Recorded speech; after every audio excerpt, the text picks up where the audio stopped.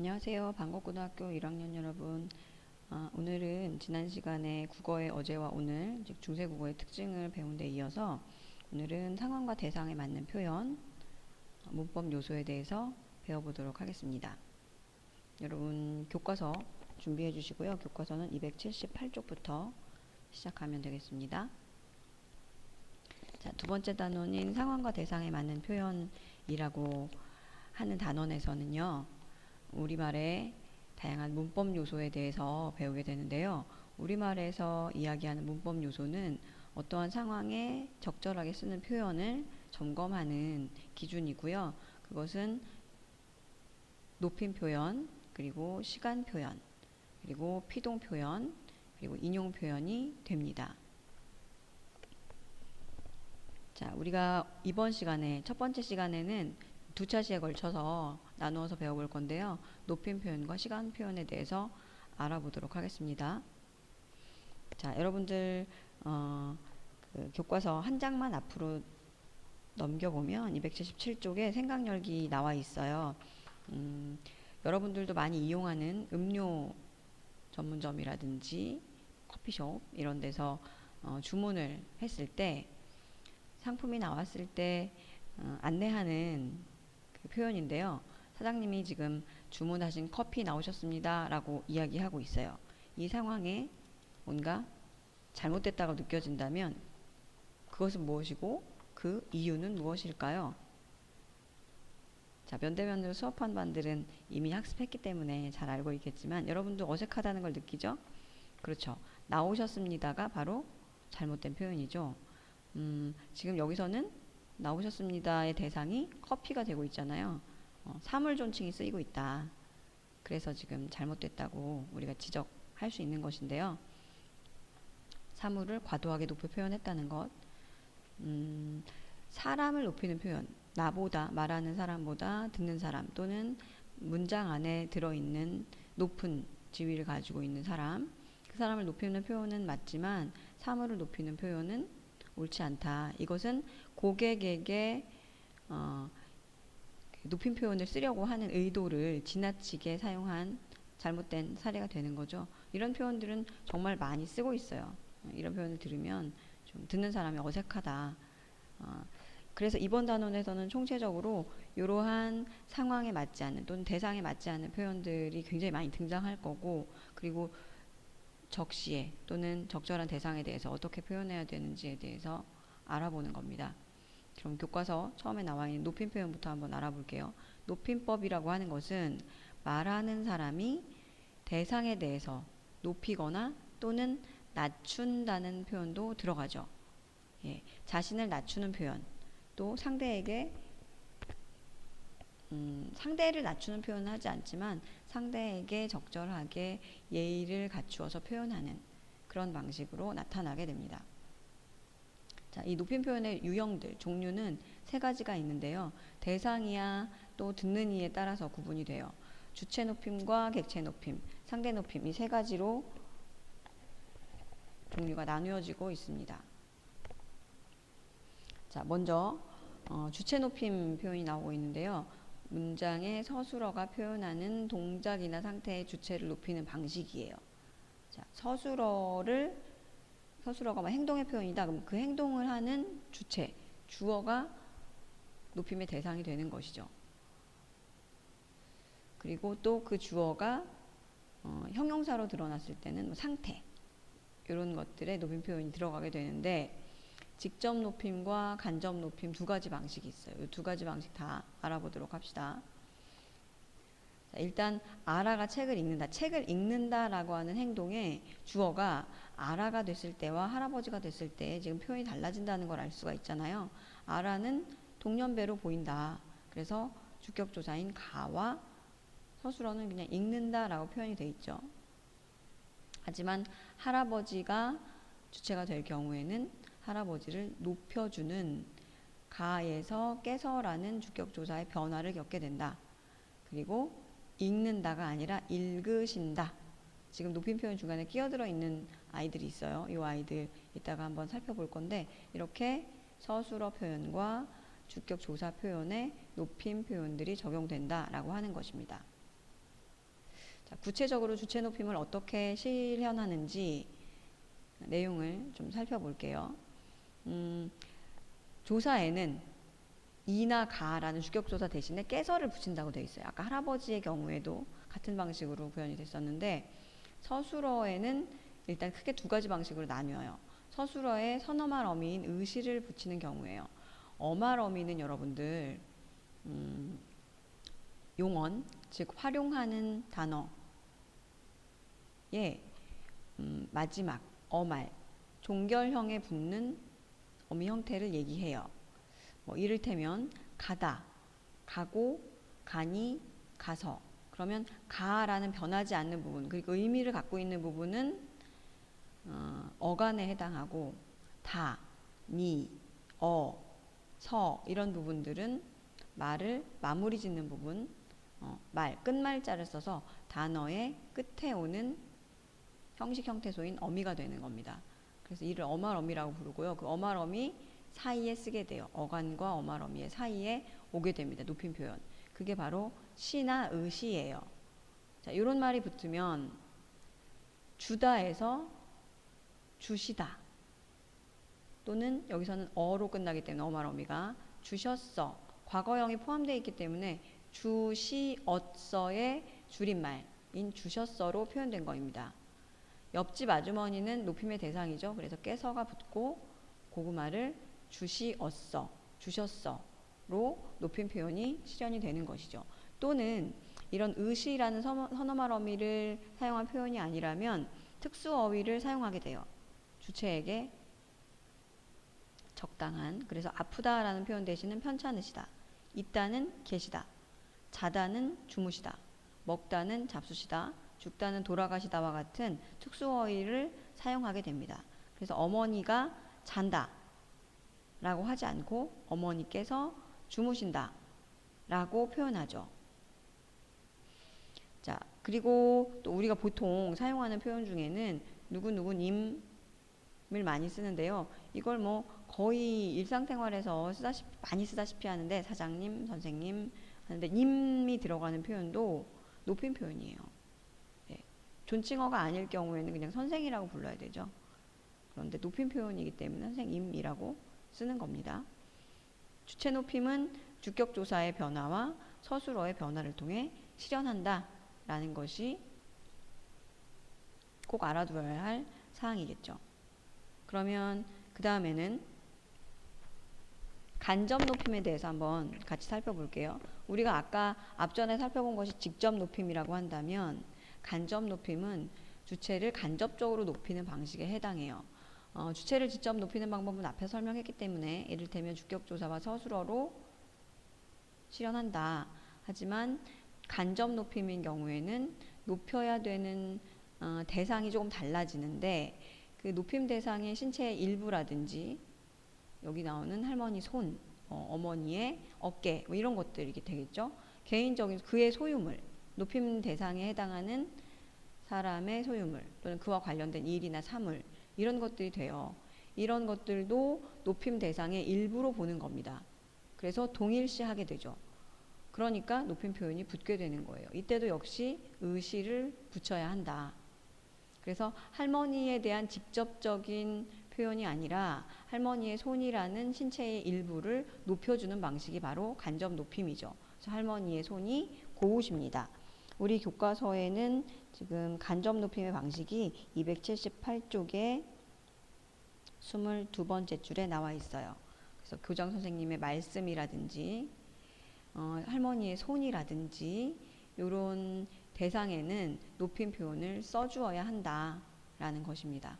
자, 하나만 더 사례를 보면, 그분은 살림이 넉넉하신 편이다. 넉넉한 편이다라고 하지 않고 그분의 살림인데도 하신 편이다라고 높임을 붙여줬잖아요. 이것도 그분의 것이기 때문에 그렇다. 그분과 관련된 대상이기 때문에. 그래서 뭔가 관련된 대상, 신체의 일부, 소유물 이런 것들은 다 간접 높임으로 높임 표현을 써줘야 된다는 것입니다. 그리고 우리가 한 가지 더 좀 잘 알아두어야 할 것이 주체 높임 안에서 압존법이라고 하는 높임 표현이에요. 자, 이것은 교과서에 나와 있지 않지만 여러분들이 좀 알아두어야 하는 사항이고, 그리고 현실적으로 이럴 때는 높임 표현을 써야 되나 말아야 되나 고민하는 그런 내용이거든요. 서술어의 주체가 말하는 이보다 높다고 하더라도 듣는 이가 주체보다 높을 때, 이럴 때는 그 주체를 높이지 못한다는 것이에요. 원칙적으로는 의시를 쓸 수 없다, 높임 표현을 쓸 수 없다는 것이죠. 자, 그러면 한번 상황을 좀 만들어 볼게요. 손자, 그리고 할아버지, 할자만 쓸게요. 요 두 사이에 대화가 이루어지고 있다.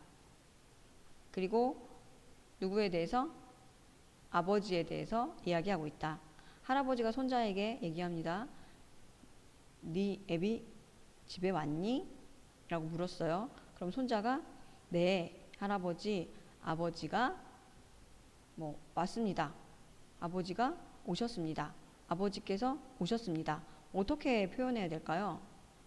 원칙적으로는 이 압존법의 설명에 의하면 서술의 주체, 아버지에 대해서 문장으로 이야기해야 되죠.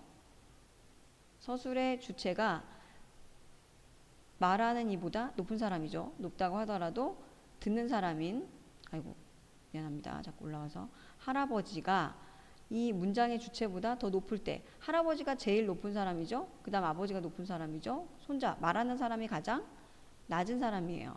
이럴 때는 할아버지가 가장 높은 사람이니까 문장 안의 주체가 아버지라고 할지라도 아버지를 높이지 않는 것이 원칙이다예요. 그래서 원칙적으로 표현하면 할아버지, 아버지가 왔습니다 라고 하는 것이 어법에 맞는 표현이란 얘기죠. 하지만 이렇게 손자가 아버지, 그 아들이죠. 아들이 아버지에 대해서 아버지가 왔습니다 하는 말하는 사람의 좀 불편함을 덜어주기 위해서 서술어에는 의시를 쓰는 것을 허용해요. 그래서 여기 보면 오셨습니다도 된다라는 거죠. 할아버지, 아버지가 오셨습니다는 돼요. 그런데 할아버지, 아버지께서 오셨습니다라고 하는 것은 안 된다는 거죠. 여러분, 압존법은 좀 특수한 상황이고 헷갈릴 수 있는 상황이기 때문에 이 상황에 대한 사례도 한번 찾아보고, 그리고 지금 선생님이 설명한 부분을 잘 이해해 보면 돼요. 말하는 사람이 듣는 사람보다 낮습니다, 지위가. 그렇지만 문장 안에 표현되는 사람이 그 중간쯤에 위치해 있는 사람일 때, 말하는 사람보다 높을 때, 하지만 듣는 사람보다 낮을 때, 그럴 때는 원칙적으로 높임말을 쓸 수 없지만 서술어에 선어말 어미 의시를 붙여서 쓸 수는 있다. 여러분, 요거 압존법을 잘 기억해 두세요. 자, 그러면 279쪽에 있는 객체 높임으로 한번 넘어가 볼게요. 객체 높임은 문장의 목적어나 부사어가 지시하는 대상이 돼요. 그가 바로 객체죠. 그래서 객체를 높이는 방식인데, 객체는 말하는 이와 듣는 이보다는 상위자, 높은 사람이어야 해요. 자, 문장을 한번 볼까요? 방금 선생님께 과제물을 제출했어. 책에 나와 있는 나의 그림에 나와 있는 대화에 등장하는 말이에요. 선생님은 과제 제출의 대상이죠. 이 사람에게 과제를 제출하는 건데 말하는 사람보다 높은 사람이잖아요. 그리고 듣는 사람보다 높은 사람이죠. 친구에게 이야기하고 있으니까. 그래서 깨를 붙였다는 거. 두 사람의 대화에서. 자, 그럼 좀 더 어떻게 실현되는지 자세하게 알아볼게요. 우리가 앞에서 주체 높임에 대해서 배웠기 때문에 객체 높임을, 주체 높임을 알고 나면 그렇게 어려운 방식은 아니에요.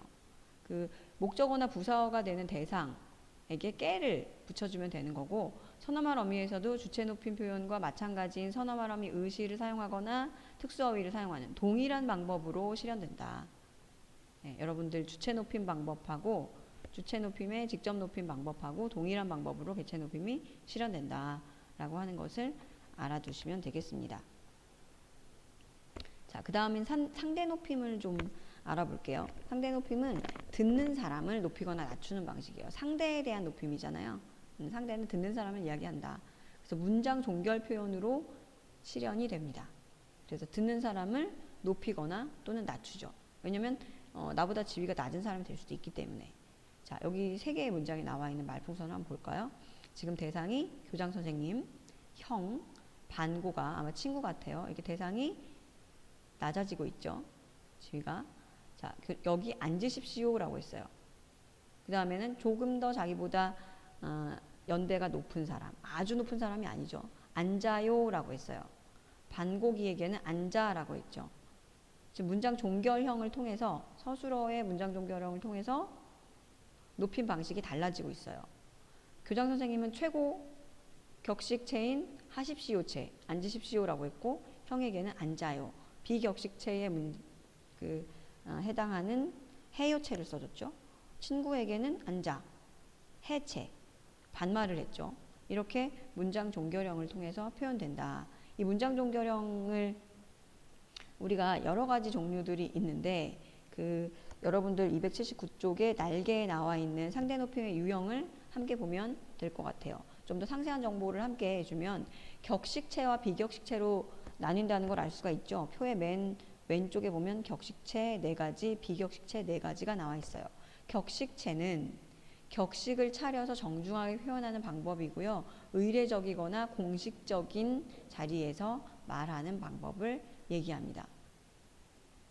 그래서 방송에서 또는 행사에서 사회자가 말할 때를 잘 눈여겨보면 모두 다 격식체인 하십시오체를 쓰고 있습니다.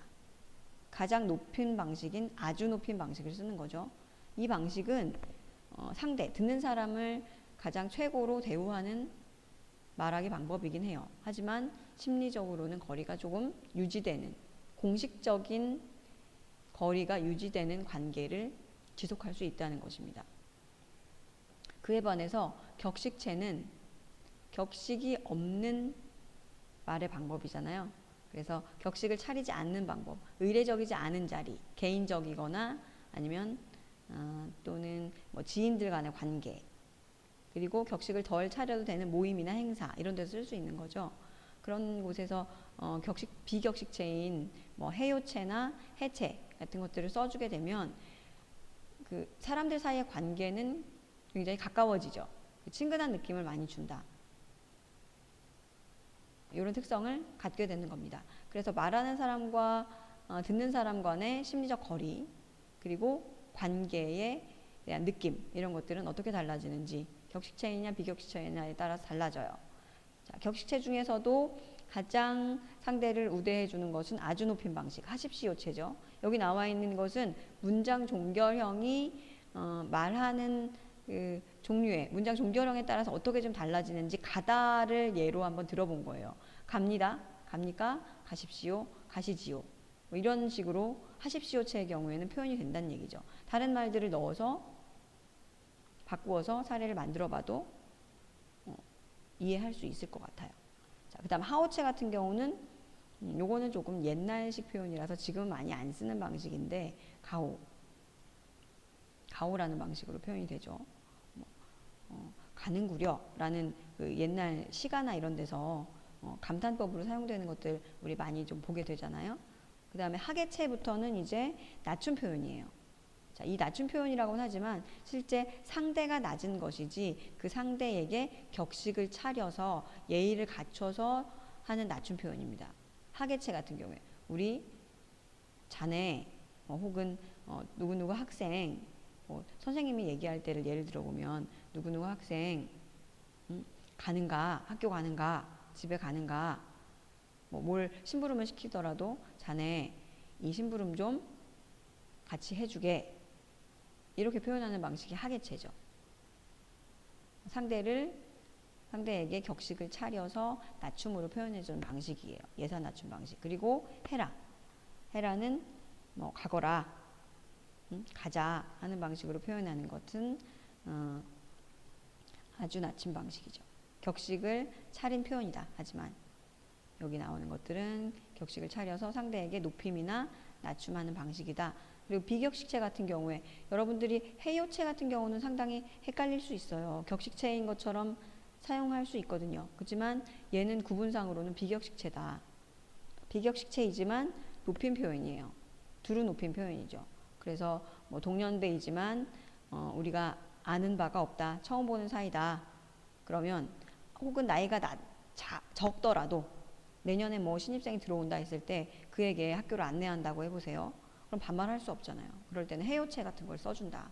거리감은 가깝게, 그리고 상대를 높여주는 그런 표현으로 해요체가 적당하다고 할 수 있겠죠. 그래서 뭐 후배들한테 얘기할 때, 자, 여기는 급식실이에요. 여기가 여러분들이 생활하는 교실이에요. 라고 할 땐 요를 붙여서 쓰면 되겠죠. 그리고 해체 같은 경우는 두루 낮춤, 완전히 반말이 됩니다. 친구들 사이, 가까운 사이에 쓸 수 있는 표현이죠. 다, 가로 다 통일됩니다. 너 집에 가? 우리 떡볶이 먹으러 가? 이렇게. 그래서 격식체와 비격식체로 크게 나뉘어지고, 이 경계에 있는 말들이 헷갈릴 수 있기 때문에 헤라체는 반말 같지만 반말 아니다. 아주 낮춤 표현이다. 격식체 중에서도. 해요체는 격식체인 높임 표현 같지만 이것은 맞습니다. 두루 높임 표현은 맞지만 비격식체에 해당한다. 이 경계에 있는 아이들을 좀 기억해 두어야 한다. 왜냐면 하십시오체나 헤라체 같은 경우는, 해체 같은 경우는 잘 기억이 될 테니까 경계선에 있는 아이들을 한번 기억해 보자 라고 하는 겁니다. 그리고 상대에 맞춰서 높이거나 낮춰주는 상대 높임 표현에 해당하는 것이다. 자, 여기까지 높임 표현을 마무리하겠습니다. 그러면 높임 표현에 대한 학습 활동을 한번 풀고 점검하고 넘어가도록 할게요. 284쪽에 나와 있는 이해활동 1번을 한번 보겠습니다. 우리말 높임 표현을 고려해서 가에서 다까지 밑줄 친 부분을 한번 바꿔보는 거예요. 자, 저쪽 횡단보도에서 규빈이가 오네, 이거를 규빈이에서 아버지로 바뀐다. 그러면 이 표현은 어떻게 바뀌는가? 그렇죠. 아버지께서 오시네로 바뀌어야 되겠죠. 자, 이때 아버지는 행위의 주체가 됩니다. 그래서 밑줄은 서술의 주체로 연결이 돼야 되겠죠. 나를 한번 살펴보겠습니다. 오늘 동생에게 생일 선물을 줄 거야. 에게라는 표현이 나왔어요. 선물을 받는 대상이, 주는 대상이 동생이죠. 그렇죠. 그러면 동생에서 할머니가 됐어요. 그럼 어떻게 바뀌어야 될까? 자, 할머니께 드릴 거야로 바뀌죠. 이때는 선언어미 씨라는 표현 앞에서 사용했는데 지금은 특수어휘로 바뀌게 되는 그런 경우의 사례가 되겠죠. 자, 할머니, 나에선 높임의 대상이 할머니가 되고 이는 서술의 객체에 해당이 됩니다. 다를 볼까요? 민정아, 이번 대회에서는 누가 우승할까? 자, 상대, 말하는 대상이 지금 민정에서 어머니로 바뀌었어요. 어머니, 이번 대회에는 누가 우승할까? 요 써주면 되겠죠? 이 정도? 그죠? 어머니하고 가까운 사이니까 비격식체이면서도 높임 표현을 써줘야 되니까 우승할까? 요가 되겠죠. 높임의 대상은 어머니가 되고요. 그리고 어머니는 듣는 이가 되는 겁니다. 그러면 가나 다의 유형 분류는 어떻게 될까요? 가는 주체 높임법이 적용되는 문장이 되는 거고, 나는 객체 높임법이 적용되어야 할 유형이 되는 거고, 다는 상대 높임이 적용되어야 할 유형이 되는 것이다. 자, 여러분들 이렇게 대상에 따라서 높임 표현이 어떻게 달라지는지, 이 높임 표현은 실생활에서 사용하는데 굉장히 중요하고 또 유용한 것이죠. 잘못 사용하면 욕을 먹을 수 있기 때문에. 그래서 여러분들이 높임 표현을 좀 잘 알아둬야 한다. 이렇게 강조해야 되겠네요. 자, 다음은 시간 표현으로 한번 넘어가 봅시다. 자, 교과서 준비를 하려면 시간 표현은 279쪽 아까 본문 11번째 줄부터 나오게 됩니다. 시간 표현은 과거, 현재, 미래를 구별해주는 표현이죠. 어떤 일이 어느 시기에 일어났는지, 그리고 우리가 말하는 이가 말을 할 때 얘를 기준시라고 이야기해요. 자, 요거를 조금 더 개념을 좀 과거와 현재와 미래 시제로 나눴을 때를 어떻게 이해해야 되는지 요 화면을 한번 볼까요? 과거에 일어났던 일이야. 지금 현재 말하는 사람이 말하는 시점보다, 그 말하는 시점을 발화시라고 이야기하거든요. 발화시보다 사건은 그 전에 있었어 라고 하면 사건이 일어난 시점, 그것이 더 전에 일어났어야 되죠. 그래서 발화시와 사건시의 관계는 이렇게 표현이 돼요. 그래서 어제 바람이 많이 불었다 라고 하는 건 이미 바람이 불었던 것은 과거라는 얘기죠. 그렇다면 현재형은 언제 써주는가? 발화시와 사건시가 같을 때, 오늘 바람이 많이 분다 이렇게 표현하죠. 그리고 사건이 아직 일어나지 않았어. 이때가 이제 미래겠죠. 말하는 시점보다 뒤에 일어날 사건, 내일 바람이 많이 불겠다. 국어에서는 과거, 현재, 미래의 시제를 이렇게 발화시와 사건시의 구분을 통해서 인식을 합니다. 그러면 실제 표현은 어떻게 이루어지는지 살펴봐야 되겠죠. 과거 시제부터 살펴볼게요. 우리 책에는 비교적 좀 간단하게 표현이 돼 있어요. 280쪽에 한 3줄에 걸쳐서 과거 시제를 표현하는 방식이 나와 있는데 여러분 더 많은 예문을 보고 싶다면 PPT를 참고하면 되겠습니다. 교과서에서는 영준이가 의자에 앉고 있다. 아닙니다. 앞에 279쪽의 사례를 참고해야 되겠네요. 미안합니다. 279쪽에 가. 어제 바람이 많이 불었다. 그 예문에서 불었다처럼 서나말 어미로 표현한다. 그리고 서나말 어미 더로 표현하기도 한다. 돌이켜 생각할 때. 그리고 과거의 일, 아주 좀 더 먼 과거의 일을 앗, 엇으로 표현한다. 요 세 가지가 나와 있는데요. 좀 더 많은 표현으로 과거 시제를 실현할 수 있어요. 선생님은 6가지 정도 제시합니다. 요걸 한번 살펴볼게요. 서나말 어미 앗, 교과서하고 같이 나와 있는 실현 방식이에요. 대표적인 방법이죠. 그래서 나는 대학로에서 연극을 보았다. 보다에는 앗이 붙어야 되죠. 그래서 서나말 어미 앗이 사용된 사례. 서나말 어미 앗, 엇이 들어갈 때는 좀 더 먼 과거, 현재하고는 강하게 단절된 표현. 이럴 때는 앗, 엇과 엇을 씁니다. 그래서 옛날에는 물고기가 많이 잡혔었다 라고 표현한 것은 현재하고는 좀 더 많이 단절되어 있는 아주 먼 과거의 이야기처럼 들립니다. 그럴 때는 앗, 엇과 엇을 쓴다. 그리고 관형사형 어미를 사용해서 과거를 표현할 때도 있어요. 관형사를 만들어주는 어미가 관형사형 어미죠. 은이나 니은을 사용하는데 동사의 어간에 붙어서 실현이 돼요. 이를테면 예문을 보세요. 새로 산 과일이 맛있다. 이것은 과거에 있었던 거죠. 샀다는 이 행위는 과거에 있었던 거예요. 사서 지금 먹고 있으니까 맛있다고 느끼는 거잖아요. 그래서 산 과일. 이것은 과거 시점을 의미한다. 그 다음은 서너말 어미 더. 이거는 교과서에서도 소개하고 있는 실현 방법인데요. 더를 과거의 어떤 경험 같은 것들을 회상해서 표현할 때 쓰는 방식이죠. 기호가 어제 찬이를 만나더라에 더가 들어가면 과거에 얘네 둘이 만났구나 라는 것을 알 수가 있죠. 그걸 지켜보고 전달해주는 표현이 될 수 있으니까. 그 다음에 던이라는 어미도 쓸 수 있어요. 이를테면 우리 책 제목으로 많이 알려져 있는 그 많던 시간은 누가 먹었을까? 시간은 풀이죠. 많던 없던 게 생겼다. 그러면 생겨나기 이전에 있었던 거니까 과거 시제를 의미하거든요. 그래서 회상 서너말 어미라고 이야기해요. 더와 더불어서 던도 쓸 수 있다.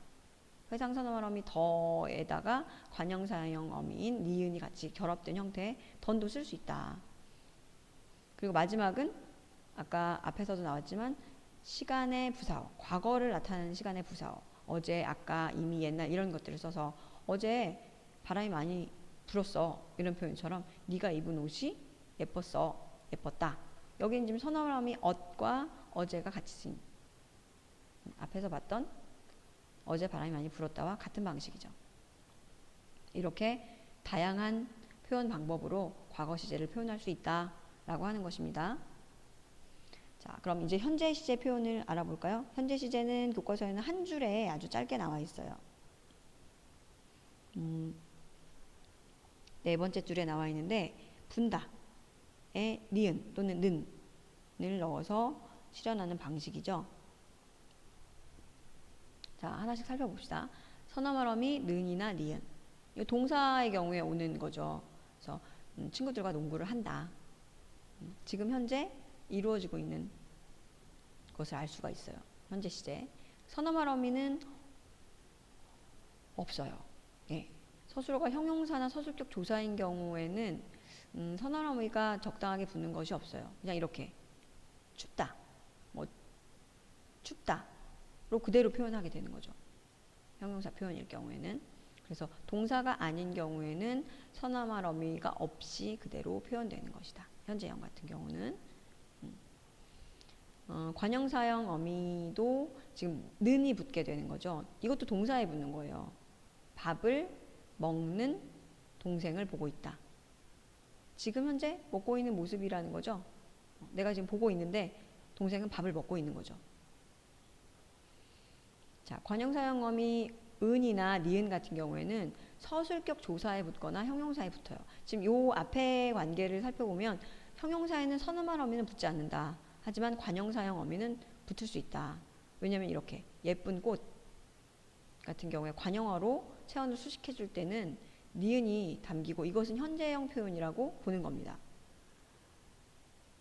마지막으로는 시간을 나타내는 부사어, 뭐 오늘이나 지금, 뭐 당장이라든지 이런 표현들이 나올 수 있다. 그래서 지금 도서관에서 읽는다. 현재형 시제를 표현하고 있는 것이죠. 네, 우리 교과서 그 밑으로는 앞에서 설명했던 과거 시제에 대한 표현들도 나와 있어요. 참고해서 같이 보면 더 좋겠습니다. 현재 시제를 표현하는 5개의 실현 방법들 알아봤고요. 자, 다음으로는 미래 시제를 알아보도록 할게요. 교과서에서는 미래 시제를 5번째, 6번째 줄에 나타냈고 불겠다에서 나타난 선어말 어미 표현을 해주고 있어요. get이라는 선어말 어미를 쓴다. 그래서 아무래도 그 일은 경화가 하겠다 라고 하면 지금 일어나지 않을 일이죠. 앞으로 일어날 일을 추측하는 게 되는 거죠. 그리고 관형사형 어미 을이나 리을이 들어가는 경우가 있어요. 이것은 동사에만 써요. 형용사나 서술격 조사에 사용하진 않아요. 그분은 언젠가는 떠날 사람이다. 앞으로도 이제 떠나게 될 사람이다라는 의미가 담기게 되는 거죠. 그리고 또 그다음 세 번째 방법은 을이나 뭐 리을이 것과 붙어서 관형사형 어미와 의존명사가 결합된 형태로 뭐뭐 할 것, 일 것, 뭐 이렇게 표현이 되는 방식이에요. 예문을 보면 그 문제는 내가 해결할 것이다. 그러면 앞으로 해결하겠다는 거잖아요. 그래서 미래 시제를 표현한다. 관형사형 어미하고 의존명사가 결합된 표현도 미래 시제를 표현하는 방법이 될 수 있다. 선어말 어미는 또 그 다음 나오는 건 니, 을이가 올 수도 있죠. 내일 다시 오리다 이런 표현. 내일은 하지 않으리 이런 표현 나올 수 있잖아요. 좀 옛날스러운 표현이긴 하지만 미래 시제를 표현한다. 그리고 마지막으로 미래를 나타내는 부사어 내일, 모레, 훗날, 이후 뭐 이렇게 되겠죠. 이런 것들은 시제를 반영한 부사어들이다 라고 하는 것이에요. 우리가 하나 더 알아둬야 할 것이 있는데요. 현용사하고 관형사형 어미 을이 쓰였을 때 이때는 앞에서는 요런 형태에 해당이 될 건데 형용사의 관형사형 어미 을이나 리을이 붙는 경우 이런 경우에는 앞에가 이제 관형어 구실을 하게 돼요. 그리고 예정, 의지, 가능성 등의 확정된 현실이 아닌 것을 나타내는 어미. 그래서 이런 형태 같은 경우에는 동사 아니라 형용사 뒤에도 붙어서 쓰일 수 있어요. 현실적으로는 잘 안 쓰는 표현인데 그래서 예쁠 아이 이런 표현 잘 쓰지 않잖아요. 작을 아이 이런 표현은 잘 쓰지 않아요. 하지만 의존명사를 붙여서 쓰게 되면 전망이나 추측을 나타낼 때 쓴다. 그래서 앞에 얘기했던 요 관형사형 어미와 의존명사의 결합 형태를 좀 보충하는 설명이에요. 그래서 어딘가엔 있을 사람이다. 어딘가엔 있을 것이다. 이런 식으로 이제 미래 시제를 표현하잖아요. 그런데 이 있을 사람과 있을 것이라고 하는 거는 좀 다르죠. 이렇게는 잘 쓰지 않아요. 잘 쓰지 않지만 이렇게는 우리가 미래 시제로 사용한다. 이거는 의미가 다른 표현이다. 이건 참고사항으로 여러분들 알아두시기 바랍니다. 그리고 아까 얘기했던 선어말 어미 get 같은 경우에는 미래 시제를 표현하는데 그 의미가 좀 달라져요. 그래서 내일 내가 갔다 오겠다 라고 한다면 이 행동하는 주체의 의지를 좀 표현하죠. 하지만 내일은 비가 오겠다. 같은 선어말음이 계시지만 이 오겠다는 추측, 아무래도 오겠구나 라고 하는 추측성의 의미를 갖게 되죠. 그리고 마지막 그 문제는 나도 풀겠다 라고 한다면 가능성을 내포하는, 의미하는 그런 선어말음이 게시됩니다. 그래서 미래 시제에 쓰이는 가장 일반적인 방식인 get의 사용도 의지나 추측이나 가능성을 반영한 세부 의미들로 구분해서 우리가 문장을 이해할 수 있다라고 하는 것입니다. 자, 그 다음 우리 교과서에 나와 있는 부분 중에서 12번째 줄, 한편 우리말에는 시간의 흐름 속에서 동작이 끝나지 않고 있는지 아니면 완전히 끝났는지를 보여주는 시간 표현이 있다. 이것을 동작상이라고 합니다. 동작상. 그리고 이 동작상에는 진행상과 완료상으로 구분이 되죠. 자, 지금 현재 진행 중인지 아니면 그 일이 끝난 상태인지를 말로 표현한 거예요. 자, 진행상은 고 있다 또는 가다, 가다로 표현해요. 예문을 여러 가지를 들었죠. 과거나 현재, 미래라는 시제하고 붙으면 그 진행상들은 이렇게 표현이 돼요. 먹고 있었다. 밥을 먹고 있다. 먹고 있었다와 먹고 있다는 다르죠. 과거 시제 선어말음인 어시 붙었을 때, 그리고 안 붙었을 때, 그리고 감기가 다 나아간다. 현재 진행 상황을 얘기하는 거죠. 내일도 아이들은 밥을 먹고 있겠지. get이 붙으면 먹고 있겠지 라고 한다면 앞으로의 진행될 상황을 알려주는 거다. 그래서 고 있다, 가다 등은 진행상을 표현하는 실현 방법이에요. 그리고 완료상 같은 경우에는 이미 끝난 것들을 알려주는 거라서 있다 또는 버리다 이렇게 표현됩니다. 민석이가 그린 그림이 책상에 놓여 있다. 이미 끝난 거죠. 그는 바람처럼 훌쩍 떠나버렸다. 이미 떠나버린 거죠. 그래서 지금은 떠나버리고 없는 겁니다. 책상에 놓여 있기 때문에 그림이 그대로 책상에 있는 겁니다. 동작은 끝났다. 그런 의미를 지니는 겁니다. 그래서 진행상과 완료상으로 구분해서 표현하죠. 우리 교과서의 280쪽에도 가와 나 그림에 영준이가 의자에 앉고 있다와 앉아 있다를 통해서 진행상과 완료상을 구분해서 보여주고 있어요. 그렇죠? 그렇지만 한 가지 280쪽 마지막 부분에 애매한 문장으로 나타날 수 있다. 그 사례로 동생이 새로 산 축구화를 신고 있다. 바로 이 문장인데요. 이것은 신고 있는 것인지 지금 신고 있는 것인지 다 신은 것인지 이해하기 어렵다. 그렇기 때문에 이럴 때는 담화 상황이나 맥락을 명확하게 제시해 줘야 되겠죠. 그래서 이럴 경우에는 동생이 새로 산 축구화를 신고 있는 중이다 라던가 동생이 새로 산 축구화를 신었다 라는 방식으로 진행인지 완료인지를 명확하게 드러내는 문장으로 고쳐 사용하는 것이 좋겠다 라고 교과서에서는 안내하고 있습니다. 자, 그러면 여기에 해당하는 시제와 관련된 학습활동을 한번 풀어볼게요. 284쪽에 나와 있는 2번을 한번 살펴보겠습니다. 밑줄 친 문장의 단어를 조건에 맞게 시제에 맞게 한번 바꾸어 보는 거예요. 많이 내리다. 이 문장 비가 많이 내리다를 과거로 바꿔보면 많이 내렸다. 지금 과거 시제를 표현하는 부사어도 같이 쓰였죠. 어제 비가 많이 내렸다. 현재는 지금 비가 많이 그렇죠. 내린다. 내린다로 표현해야 되겠죠. 그 다음에 비가 많이 내일 비가 많이 내리겠다.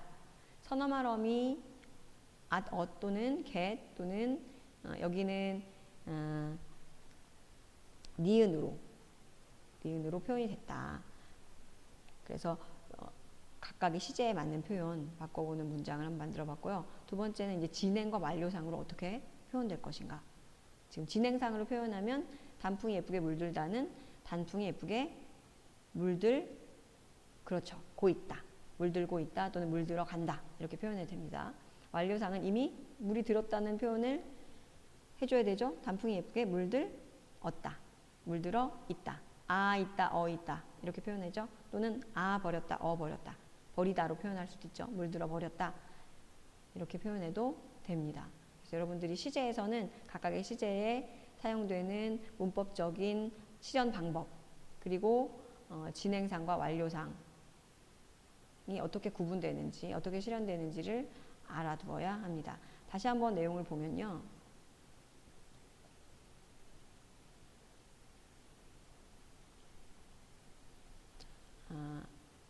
높임 표현에서는 주체 높임이 어떻게 실현되는지, 주체 높임 중에서도 직접 간접 높임이 어떻게 실현되는지, 객체 높임은 어떻게 실현되는지, 상대 높임은 어떤 방식으로 실현되는지를 잘 알고 있어야 하고요. 그 다음 시제를 구분하는 기준, 과거 시제를 표현하는 방식, 선어말어미라든지 관형사용어미라든지 부사어라든지 어떻게 사용되는가, 현재 시제는 또 어떤 방식으로 실현되는가, 미래 시제는 또 어떤 방식으로 실현되는가를 잘 익혀서 상황에 또는 대상에 맞는 표현을 써야 한다라는 것이 이 단원에서의 가장 중요한 목표입니다. 여러분 다음 시간에는 피동 표현이 나왔기 때문에 자 한번 보겠습니다. 피동 표현과 사동 표현도 같이 두 가지를 같이 알아보기로 하고요. 그리고 인용 표현까지 알아보도록 하겠습니다.